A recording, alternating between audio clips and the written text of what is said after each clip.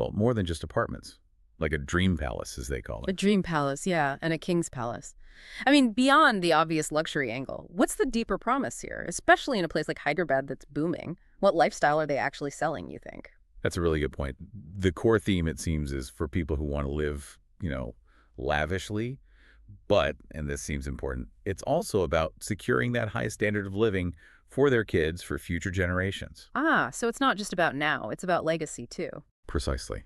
It taps into that desire for um, intergenerational stability, maybe wealth preservation, kind of secure a high-quality bubble for the family, Right. which, gets pretty appealing when a city is changing so fast around you. The marketing really hammers this home every step. From when you enter to when you leave, it's all designed for this sort of supreme lifestyle experience. They're very clear. It's not your typical apartment block. It's this king's palace, this dream palace. Okay, king's palace. That paints quite a picture. Hmm. But let's ground that a bit. When they talk about an empire, what are we looking at in terms of actual size? What do the numbers tell us? Right, the scale is, well, significant. The source says it's a gated community, which is Yeah. pretty standard for these projects, but it's on a huge 17-acre plot. 17 acres. Wow, okay. Yeah, and within that space, they're planning 11 towers. Each one is 17 floors high. 11 towers, 17 floors. Okay. And what kind of apartments are inside? They mention having both 2 BHK and 3 BHK flats available within the community. Okay, and just quickly for anyone maybe not familiar with the term BHK. Oh, sure. It just stands for bedroom, hall, and kitchen.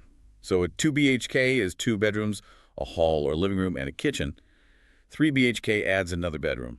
They're pretty standard configurations in India, offering decent space, even aiming for that luxury feel. Got it. So we have the scale, the size, but how do they translate that into that royal experience? What are the specific features, the amenities that really make it feel, lavish beyond just being big? Well, they highlight quite a few things. Things like stunning elevations, which I take to mean the architectural design looks impressive, luxurious from the outside. Then there's a huge clubhouse, 75,000 square feet. They actually claim it's the largest. 75,000 square feet for a clubhouse. Yeah, it seems massive, right? And beyond that, they list playgrounds for kids, lots of green space, gardens, and even a dedicated plaza just for senior citizens. Interesting. Covering all age groups then. Seems like it. The source uses this phrase, enjoyment at every step and happiness at every stage. For everyone. It really sounds like they're trying to build a whole self-contained world inside the gates, almost like a mini city, which you do see in some high-end developments elsewhere. Building an entire ecosystem. Okay, that makes sense. But location is always key, isn't it?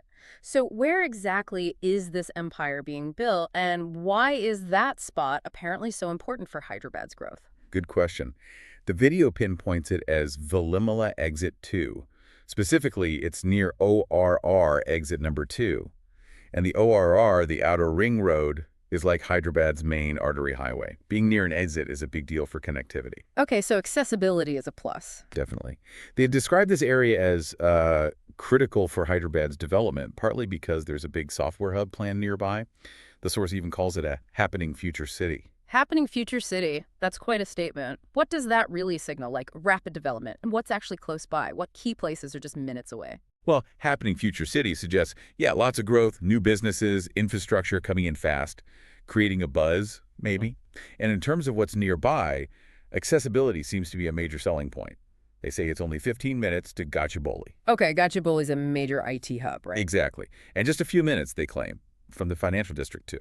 Plus, various IT companies. You've got IKEA nearby, AIG Hospital, which is a big medical center, and also some well-known schools like ISB, the Indian School of Business, and DPS Merit Schools. So work, shopping, healthcare, education, all pretty close. Seem to be the pitch.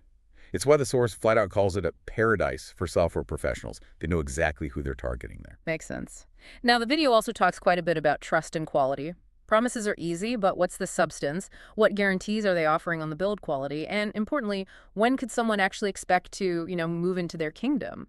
Right. They do emphasize security and trust. They promise it through using premium standards, premium brands in the construction, aiming for overall quality. Okay. Standard claims for luxury projects, perhaps? What about the timeline? This part was interesting. The video says, and I quote loosely here, that the first step to entering this kingdom like a king can be taken in just 9 months. 9 months? That sounds quick. What does that likely mean? Project completion? Or some other milestone? It's a bit vague, isn't it? It could mean phase one completion, or maybe when possession starts for the first buyers, but it definitely suggests things are moving relatively fast, or at least that's the impression they want to give buyers, a quick pathway to moving in. Okay. An interesting detail to include. So when you put it all together, this Adithri Empire project, be purely on what the source shows us, it's really trying to blend that high-end, almost regal living experience with a very strategic location in a rapidly growing part of the city. And it does make you wonder, doesn't it? For you listening, what parts of this